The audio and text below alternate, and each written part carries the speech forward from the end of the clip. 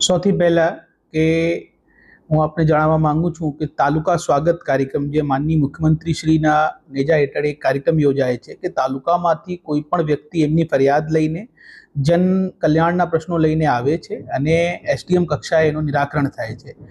આ તાલુકા સ્વાગતમાં સરપંચ શ્રી રડુ તરફથી અરજી કરવામાં આવી હતી કે ત્યાં અમુક સમય પહેલાં એમની જાણ બહાર વાત્રક નદીમાં એક હંગામી બ્રિજ કોઈએ બાંધી આપ્યું હતું અને એમાં એને આશંકા હતી કે ત્યાં માઇનિંગ પ્રવૃત્તિ મોટા પાયે થવાનું આયોજન હતું.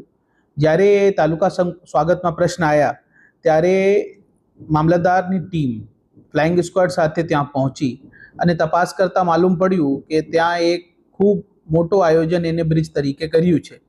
ત્યારે અમારી ટીમે 2 કલાકની અંદર આ બ્રિજને ધ્વસ્ત કર્યા અને જે લોકો એના પાછળ છે હવે અમે એની તપાસ કરી રહ્યા છે, કારણ કે એ કુદરતી વહેણને રોકવાનું થાય અને ગવર્મેન્ટના જે ખનન કરીને ગવર્મેન્ટને નુકસાન પહોંચાડવાનું જે કૃત્ય છે એને આપણે છોડવામાં નહીં આવશે. એની ઊંડાણપૂર્વક તપાસ હશે અને જો કોઈ વ્યક્તિ એના જવાબદાર હશે અમે એના ઉપર ગંભીર પગલાં લેવાના છે.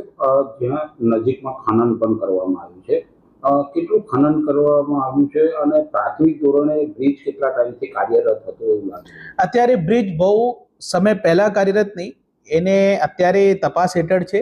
પર આ કહી શકીએ કે જ્યારે ફરિયાદ કરવામાં આવી ત્યારે ગામ લોકો માટે પણ એક અચંબો હતો કે સરપંચ શ્રી આ કહેતા હતા કે એમની જાણ બહાર ગામમાં જ એ નદી ઉપર બ્રિજ બાંધ્યા.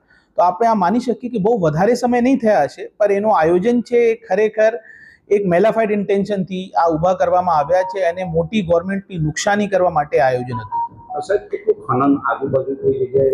એ અમારી ટીમ ત્યાં ગઈ છે, એને સર્વે કર્યું છે અને અત્યારે આ પ્રારંભિક ધોરણ જે ખનનની વાલી જગ્યા છે ત્યાં એને તપાસ કરી તો ખનનની શરૂઆત થઈ હતી. બહુ મોટો ડેમેજ નથી, તેમ છતાં આપણે માની શકીએ કે કરીબ 600-700 મેટ્રિક ટન અથવા એના આજુબાજુ એનાથી વધારે એ ખનનની ત્યાં શક્યતા થઈ છે.